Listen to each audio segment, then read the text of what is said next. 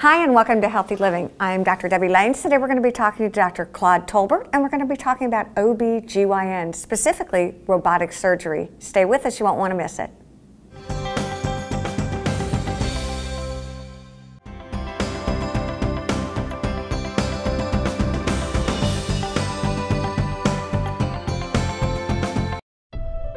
Pain. It can be different things for different people.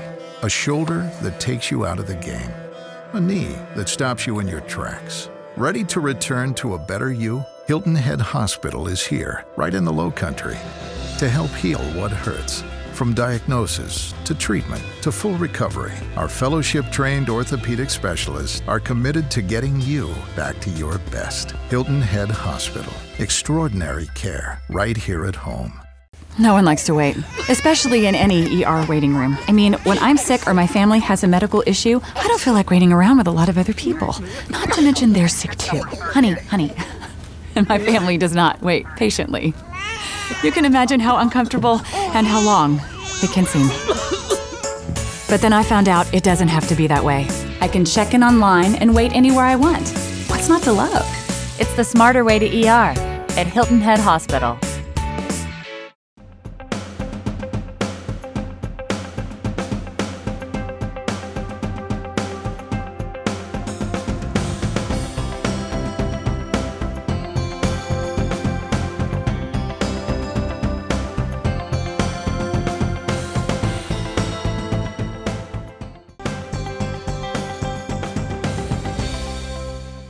We are happy today to be joined by Dr. Claude Tolbert. Thank you for joining us. Thank you. We are really excited to have the opportunity to speak with you. I actually met your wife not so long ago, and both of you share the same profession, OB/GYN, which is really interesting. Today I would love to talk about a couple of things. Kind of go through a little bit about your history, how long you've been here, and then talk a little bit about some interesting things that you do procedurally, which I think everyone would be really fascinated by. So I know already, because I've had a chance to chat with him before we started, that you have 2 children, but I'd love to hear a little bit about how you got into medicine. Well, my desire to go into medicine actually started at age 13. I've always had a passion to deliver babies. I've been intrigued by delivering babies, and that pretty much was the guide that led me into medical school. But once into medical school, I realized that there was much more to women's health than delivering babies. And that part intrigued me even more, and especially the surgical component. And so while in medical school, I just grew a likeness to delivering and also surgery. It's so interesting. How long have you actually been in practice? I've been in practice now for over 16 years. Oh my God. Has it changed exponentially since you started? It has changed, yes. You know, and I didn't expect this change to come out of residency. I thought that, you know, you were young, you were learning the newest modalities and techniques, and because the residency I attended, they were known for laparoscopy. So we were kind of ahead of the game in that regard. But when we get out of medical school, residency, and new things are introduced into the market, you realize it's an ongoing learning process. Tell us about where you went to school, because you've got you've kind of been up and down already. Right. Yeah. So I got my undergraduate from Hampton University, and I left there and attended medical school. That's in Virginia. In Virginia, Hampton, Virginia. And I attended medical school in Nashville, Tennessee, Meharry Medical College.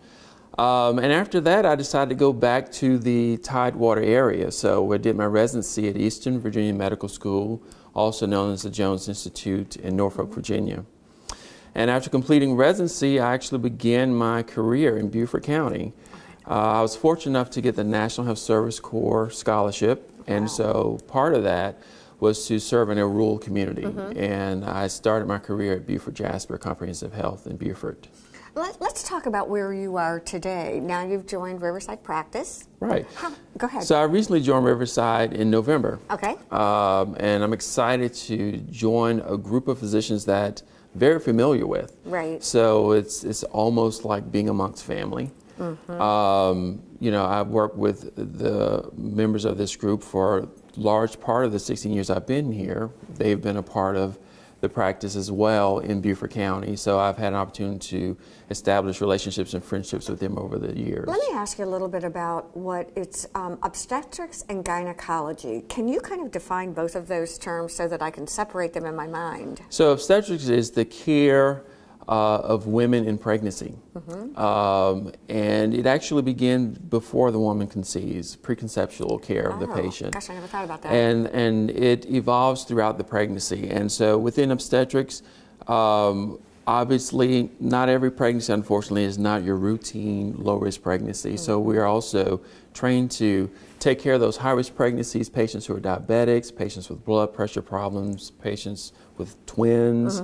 So those are all the types of things we encounter in obstetrics. Gynecology, though, it really encompasses the entire reproductive life of a woman. And actually, you know, we're now recommending that young women are starting to see their doctors in their teens. I was just going to ask you, at what age do you recommend a woman go to see a gynecologist for a first preliminary I think ideally appointment? around 13 is a great starting age, and that visit does not have to involve an exam. It's more so a conversation between the doctor and the young lady to establish a rapport, but also to begin moments of education where this young lady can know what to anticipate over the next few years. And so that's why I think it's important to get that started early on. Oh, to me it really is. And again, I think part of it is developing a relationship with Absolutely. you. Because based on my experience, and I think a lot of other women, your OBGYN is someone that follows you from the time you're a teenager through the later stages in life. So you really do know your patient. Do you find that you act sometimes as sort of the primary care doctor for we women who... Absolutely. Absolutely. The female patient, with the relationship with their obstetrician, is a very intimate relationship. Yes. And you are finding that patients are wanting to stay at that home base with their OB for their primary care or their GYN, and so I see that a lot. I see it often. Let's talk a little bit about some of the things that you really enjoy doing. And surgery, you said, is one of the things that you like about this specialty. You really get to do a lot of different things, don't you?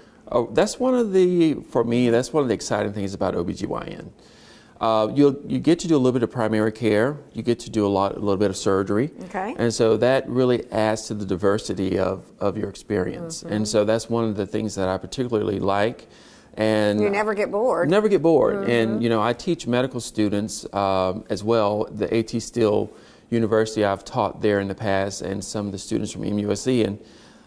And it's always a goal of mine to make sure they understand the excitement I have about this field. This is what you can do in OBGYN. You're not always stuck in the office. You have a pretty even exchange between the hospital and the office and the operating room. I never thought about that. Right. But my interest, you know, since being out, you know, being a physician of any type, it's an ongoing process of learning. And so what I've tried to do is position myself to make sure that, number one, I'm staying current with the data and information on how best to take care of patients. And then when it concerns surgery, to make sure that I'm on the cutting edge of innovation, that the surgery I'm offering patients, number one, is safe, but secondly, it's minimizing downtime, recovery time for the patient. And so that's something I've found interest in and done my best to stay involved with. What does that look like in terms of gynecology specifically? What are surgeries? I can think of hysterectomies because of fibroids. What are some of the things that you commonly see that maybe we should be aware of? So gynecology, there are several surgical techniques that we use. But specifically talking about hysterectomies, there are some indications where women will need hysterectomies, and the most common reasons are fibroid tumors. Which is what? Fibroid tumors are benign tumors of the uterus. The uterus is it's a pouch. It's a muscle pouch designed to carry pregnancy, and that's the sole purpose. Fibroid tumors are tumors that grow when cells within that muscle just decide to proliferate and just grow uncontrollably. The reason it's not considered a cancer, however, is that it doesn't spread to other parts of the body. It just stays localized to the uterus. Okay. It presents a problem, however, because sometimes these patients will have problems with pelvic pain, heavy bleeding. Okay. There are times it can interfere with pregnancies or even getting pregnant. So that's why fibroid tumors is a common reason that women often need surgery. Are there symptoms? Yeah. Some of the symptoms that women often will complain of, sometimes they have problems with pelvic pressure. Okay. Doctor, I wake that up. makes sense. Yeah. Yeah, or if it's pressing on your bladder, you're having to urinate frequently. irregular bleeding or very heavy bleeding to the point where you're anemic. So those are some of the symptoms that patients do complain of. And at what point does surgical intervention become the treatment modality of choice? Well, that's an excellent question. Surgery should always be the option of last resort. Okay. Oftentimes our goal is to try to conservatively treat these problems, either with NSAIDs like Motrin or naproxen, birth control pills. The Mirena IUD is a great option to help with a lot of female-related problems. And if we can control those symptoms by exposing these patients to the safety of the medication, but not exposing them necessarily to the risk involved with surgery, that's our goal, and we've achieved it. But there are times where the medications just don't work. And then we have to look at other options. And that's what we're going to talk about in the second segment. I mean, we've got all kinds of things to show and tell. At what age are hysterectomies, I guess not recommended, but normal? Do you see them in older patients? Do you see them in younger patients, or is it pretty across the board? You know, I would say on average, most hysterectomies, if we looked at a population, are probably between the age of 35 to 50. Okay, got it. For benign causes. But whenever considering hysterectomy, it's important to know, are you done with having children? Do you have any desire in the future to have children? And, you know, we want to make sure that that's satisfied, you know, the desire to have children. And if it's not, well, we try to treat the symptoms as best we can until that young lady has completed her childbearing. Are there different kinds of hysterectomies? Are there? There are several. So the what I call the old-fashioned hysterectomy, or the traditional, is just making an incision. One way is like bikini cut. We call that phanostil along the abdominal wall, or some doctors even do vertical. Okay. So one of the problems with that, and sometimes it's necessary, but some of the problems you encounter with that is heavy bleeding, because of the incision type, pain. I was just going to say recovery time. And patients aren't up and moving about very quick because of that. It used to be, what, a 6-week, 8-week recovery time? Exactly. It used to be about 6 weeks before patients are back to full function. We do talk about minimally invasive, and believe it or not, the first minimally invasive surgery is a vaginal hysterectomy. And that's something that I did a lot 20 years ago in residency. Oh, wow. The benefit of the vaginal hysterectomy, patients did recover a little quicker, usually on average about 4 weeks. There were no incisions on the belly. Everything was done vaginally. And it's truly the art of GYN surgery, in my opinion. It's an artful form. But let's do this. We're going to take a quick break. We're almost out of time, and we're going to come back and talk about vaginal hysterectomies and move into some of the other minimally invasive things you're going to do. Stay with us. We'll be right back here on Healthy Living.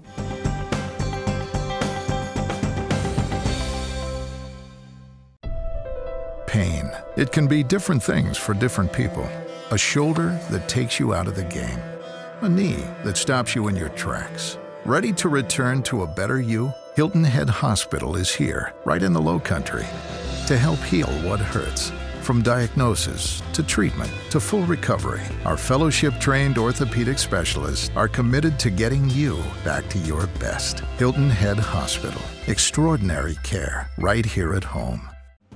Hilton Head Regional Medical Center is located at 25 Hospital Center Boulevard. When traveling east on William Hilton Parkway, make a left-hand turn on Beach City Road, and the next left, Hospital Center Boulevard will be located just past the Hilton Head Library. Coastal Carolina Hospital is located on US 278 at Exit 8 on I-95. Telephone is 843-784-8000. On the web, www.coastalhospital.com. The vision for Hilton Head Spine Center is very clear. It's to provide world-class spine care to our patients. Physical therapists were there. They were there holding you up. It's nice.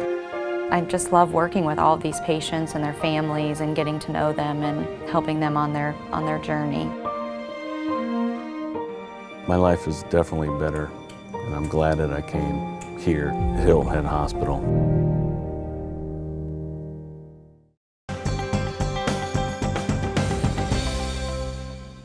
Once again, we are back. We are talking to Dr. Claude Tolbert. We are talking about hysterectomies. We're talking about OBGYN. And we just talked about different kinds of hysterectomies that are available, kind of the old-fashioned, see, I listened, old-fashioned, right? And then we were talking about vaginal hysterectomies, and that you had done those quite a bit in your residency. Go ahead with that now, if you will. Right, so vaginal hysterectomy is really the first minimally invasive hysterectomy that we started in our field. And like I mentioned before, the benefit is patients did recover a little quicker, but there still was quite a bit of blood loss that we encountered. And some doctors are still practicing that, and that's perfectly fine. But the field of GYN surgery has evolved even more to where we can offer the same goal or effect, but minimizing the risk to the patient and also minimizing downtime. Oh, you've got to tell us more about it, because you love this. This is really kind of your thing. Right. Oh, absolutely. Absolutely. So one of the techniques that we now use is robotic surgery. Talk to me about I'm sorry to interrupt. Well, prior to robotic surgery, you know, laparoscopic surgery was very common, and you know, that also was a form of minimally invasive where we were able to where patients were able to recover a little quicker as well. But here again, there were some disadvantages with laparoscopic surgery. The type of scarring or the size of the uterus affected whether or not you were able to do it. So, what does laparoscopy mean? So laparoscopy is essentially making a very tiny incision and inserting a camera, and then inserting the instruments into the belly and to perform the surgery that way. And that's perfectly fine. But we call that stick surgery because the instruments move like sticks. There is no bend and no manipulation of the instruments. They only can, and so if you have a situation where you got fibroid tumors, which you can't predict always where they're located, but they're very wide and lateral, sometimes it's hard to get around those. And that's the limitations of laparoscopy. But robotic surgery has really changed the field significantly. It has allowed us to essentially use very small instruments and to see up close what we're doing, and to use instruments that pretty much are mimicking our hands, and it's being controlled by our hands. So one of the things that I hear you say is that although it's called robotic surgery, a robot doesn't perform the surgery. Exactly, and I'm glad you brought that out, because some patients, and by no fault of their own, but some patients actually believe the robot, leave the room, the robot's doing the surgery. That's not the case. The robot is attached to instruments that are inserted inside the patient. And I'm at the console operating the robot. I'm seeing a 3D image through the scope on the robot, and I'm able to perform the surgery that way. What is that like for you to be able to actually be that up close and see it? It's amazing. It's amazing. You know, prior to this, you know, the anatomy is a bowl. And in that bowl, you have a lot. You have the uterus, you have the bladder, you have the colon, the sigmoid, you have major blood vessels, you have nerves, you have the ureter. So all of that's in that bowl. And so when we do hysterectomies, oftentimes when we're standing above the patient, we don't really see. But with the robot, you're able to zoom in, and I'm able to see that anatomy and know exactly where I'm placing my instruments. I'm able to see what's nearby, and if I need to move it out of the way, I can do that. And I would imagine everybody's built differently. Everyone is built differently, exactly right. So that's one of the many benefits, I think, of using the robot from a surgical perspective. It just improves the accessibility and your ability to see the pelvis and to operate in small places. You brought one, so that can you kind of show us exactly how? Now, what is this piece? So this is actually the actual instrument that is attached to the robot. So this goes in the sleeve of the robot, and it is attached. And what happens is I'm at the console operating the robot. And the instrument here, as you can see, is moving. It really can mimic the wristing of my hand. Yes. Which allows me to get in tight corners. And also, one of the things that I also like about the robot is that, you know, this is a pretty small instrument here. And the amount of tissue destruction, collateral damage per se, is minimal. And so that's one of the benefits of using this as well. What are you doing are you clipping? Well, it's a combination of we call it cauterizing, but ideally when you do hysterectomies, you're stopping the blood supply and you're detaching. And that's really what we're doing. So we're isolating the blood supply that supplies the uterus and the ovaries. We're stopping the blood supply, and then we're detaching. And we do that all the way down to the cervix. And that's essentially what we're doing with this. And this here allows us here again to do that, but provide less collateral damage. Are there different kinds of, not kinds of hysterectomies, but it was my understanding that in some hysterectomies it's uterus, then you can take ovaries. I mean, how do you make that kind of decision? And we were talking during the break about, you said up until about 55, that's the typical age to have a hysterectomy. Right. It can go older than that. Right, absolutely. So women do have hysterectomies older, who are older than 55. And some of the main causes, prolapse is one. Which is what? Well, prolapse is when the uterus or the bladder and even the rectum, they're well supported in the pelvis and they have their own anatomic location. But as time progresses and as women tend to get older, some women, they'll notice that things begin to kind of droop a little bit. They may have symptoms of pressure or problems using the bathroom, and those women oftentimes have prolapse problems. Is that a muscle thing? It is a muscle and ligament thing. Is that a Kegel kind of? Yeah, Kegels usually doesn't help a lot when they're that symptomatic. Okay. Kegels is more effective for probably young women who are younger, postpartum, who just had a baby. Kegels is more effective. But women who are much older, Kegels is probably not going to help their situation out. This is just one more thing that time right, exactly. But so prolapse is an indication for hysterectomy, and also unfortunately cancer is a very common in that age group. So those are reasons too that that age group needs hysterectomies, and we can also use the robot for that as well. Going back to taking ovaries versus just uterus, how do you make those kinds of decisions? Very good question. So here again, as I mentioned before, the uterus is a muscle pouch. And when I talk to patients about surgery, I explain that its intent is to carry the pregnancy. There's no hormonal physiologic influence other than that. The physiology or the hormonal physiology of a woman comes from the ovaries. And so the goal in any woman who has hysterectomy less than age 55, studies have shown it's best to leave those ovaries in because it reduces long-term the cardiovascular risk factors. Oh, interesting. Now, if that patient, however, has a first-degree family history of ovarian cancer, that's something that we need to have a discussion about. We may want to take your ovaries out. But the large percentage of women in that age group up through age 55, we like to leave the ovaries in. Women who are definitely postmenopausal beyond 55, we take the ovaries out. Oh, okay, you typically speaking. Now, when you do hysterectomies, you have options. Patients often will come and say, well, I had a total hysterectomy, and in their minds, they're thinking the ovaries were taken out as well. Okay. And that's not, that's exactly the term I'd heard. And that's not the case. When we do total hysterectomies, we're only taking out the uterus and the cervix. If we're going to remove the ovaries, that's called an oophorectomy. And so, for the most part, when patients say, I had a total, they're primarily referring to the uterus. We also do what we call supracervical or subtotal hysterectomies, and that's where we leave the cervix in and take out the body of the uterus and still leave the ovaries in. Are all of those determined by the nature of or the reason you're having hysterectomy? That plays a role, but also a patient's choice. Some patients want their cervix left in for whatever reason.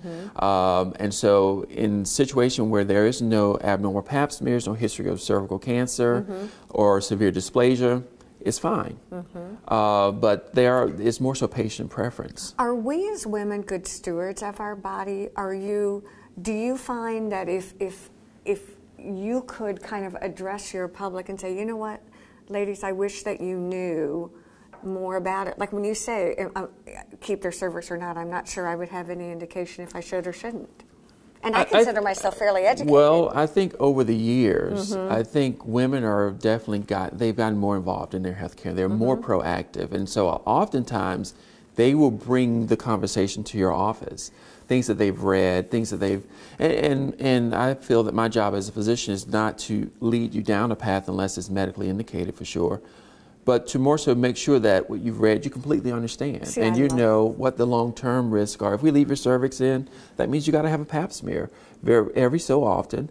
There's always a remote risk you can have an abnormal pap smear. We may have to deal with that later. And one of the last questions I have, I know we've only got about a minute left, is are more men participating in their wife's health care? Do you find that a lot of men are now coming in during pregnancies and again asking a lot of the questions?